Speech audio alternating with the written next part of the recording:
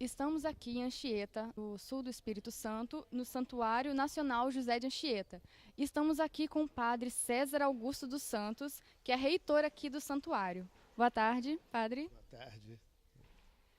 Gostaríamos de saber quem foi José de Anchieta.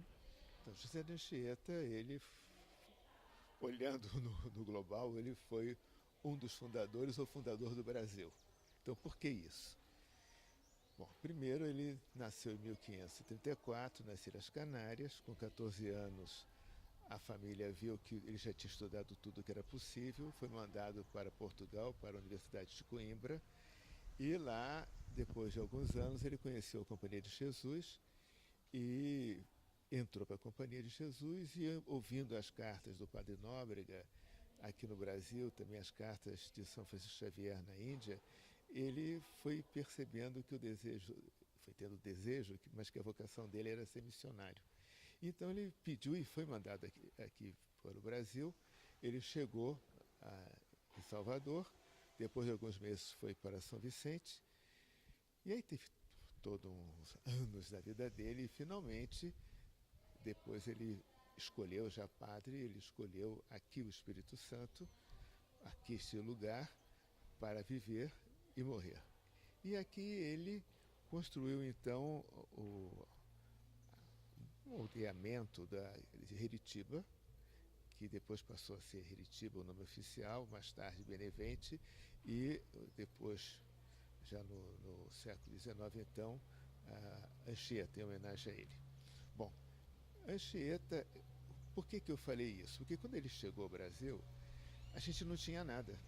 E ele é um homem, né? Ele chegou aqui com 19 anos, mas com muita cultura.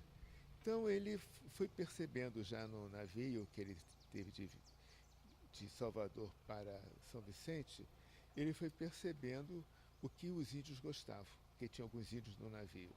E ele viu que gostavam de dança, de cores, de canto. Então ele foi já bolando o seu trabalho, que era o teatro. E foi também colocando todos aqueles fonemas, colocando no papel, ou seja, foi dando uma grafia. E daí ele fez a gramática da língua tupi, ele fez o teatro brasileiro, foi o primeiro teatro. Ele, lá em Portugal, ele aprendeu muito na universidade, e a origem do teatro dele é o de Gil Vicente, né, que era o grande teatrólogo lá dos portugueses. E ele também escrevia bastante. Então, tudo que a gente foi tendo aqui no Brasil, a gente foi tendo muito bem feito por causa dele.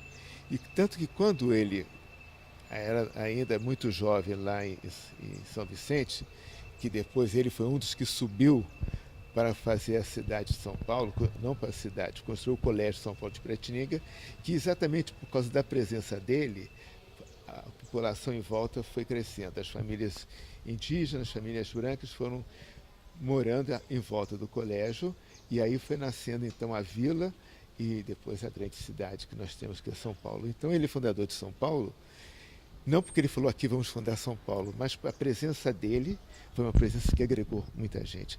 Aqui, a Anchieta não, aqui de fato ele fundou Heritiba, fundou Guarapari, fundou outras cidades aqui em volta. Então é um homem que, então eu estava falando antes, ele, muito novo, ele estava encarregado pelo superior de reforçar a filosofia e a teologia dos padres de mais idade.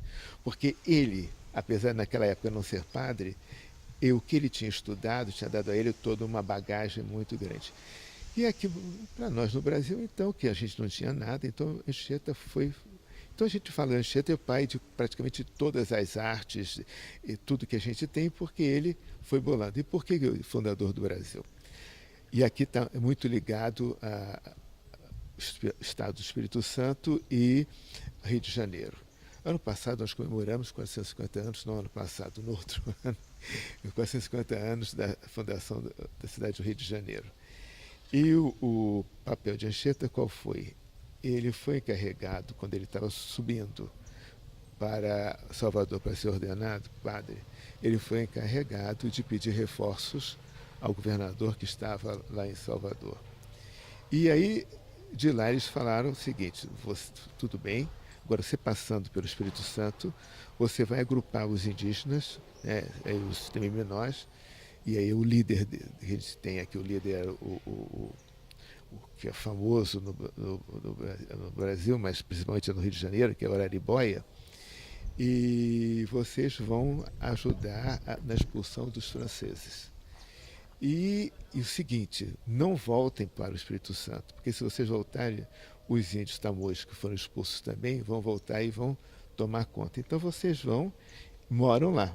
E a Anchieta conseguiu passar isso para Araribóia, os índios foram, e então o que aconteceu? A presença de Anchieta nessa situação de segunda fundação do Rio de Janeiro fez com que o Brasil não fosse dividido entre o Brasil dos portugueses e dos franceses, que o Brasil não fosse um Brasil católico e protestante, e também que fosse um Brasil que falasse apenas o português, não o francês. Então, a presença de Anchieta na fundação do Rio de Janeiro foi uma presença que deu ao Brasil tudo isso que é hoje. Né? Então, quando a gente fala, é verdade, porque ele, o modo de ser dele, ele foi marcando, ele andou do sul de São Paulo ao sul de Pernambuco. Né? Andava a pé e andava também em barco. Né? Os jesuítas tinham uma pequena nau, um bergantim, chamado Santa Úrsula, e Anchieta, quando ele se tornou provincial, ele foi ali para pilotar, ele pediu ao irmão, não deixa que eu pilote, e de fato ele conhecia muito o mar, né? Talvez por ele ter nascido no mar, né? Nas Ilhas Canárias, ele conseguia aquilo que as pessoas levavam às vezes 4 dias, ele levava 3 dias, né? Então ele era muito rápido. Então é isso. Então Anchieta ele é importante e a nação brasileira reconheceu isso, que bem antes dele ser feito santo, o presidente José Alencar, quando ele estava presidente do Brasil em exercício, ele colocou Anchieta como herói da pátria. Então o nome de Anchieta está no livro de Aço em Brasília e ele é um dos heróis nacionais. Então, tempos depois então que a igreja então o reconheceu como santo. Então ele é de fato um homem que você rende homenagem a ele como homem da nação, como herói nacional e também como um religioso.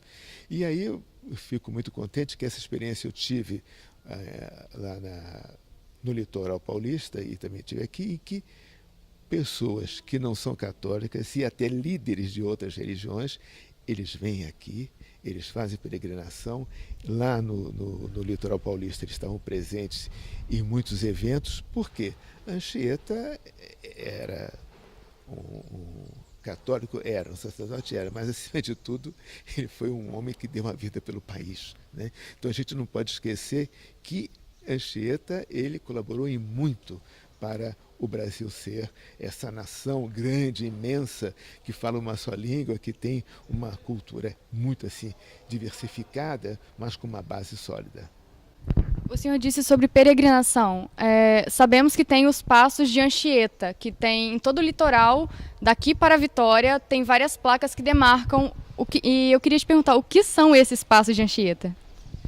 Então, as pessoas, né, elas gostam de andar, gostam de fazer caminhadas, então elas perceberam, certamente inspiradas por Santiago de Compostela, na Espanha, fazer os passos de Anchieta, que ele fazia muito, né? Ele ia muito daqui para Vitória. Né?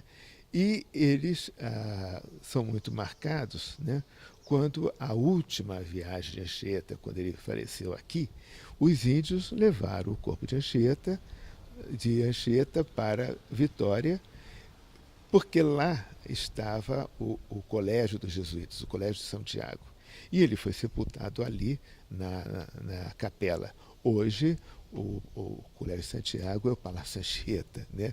Foi modificado externamente, por dentro também, mas se você, logo no primeiro andar, você entra, você vai encontrar o que hoje é o túmulo vazio, porque por ordens do geral dos jesuítas, mandaram fazer a exumação, ossos foram para Portugal, ossos foram distribuídos para outros lugares, então ali a gente tem o que a gente hoje diz um cenotáfio, ou seja, um monumento fúnebre, mas o corpo não está ali. Né?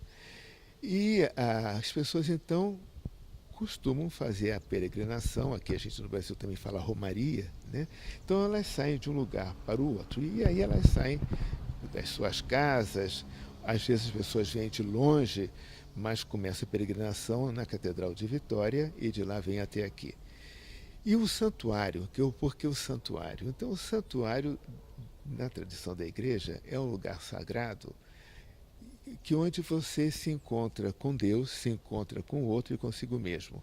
E no caso as pessoas então saem, a gente celebrou há pouco a Epifania, a festa dos reis, né? Então os reis magos, eles saíram de suas casas para encontrar o rei, não sabiam onde, né? Mas eles colocaram tudo que eles tinham a favor dessa caminhada até encontrar o menino Jesus.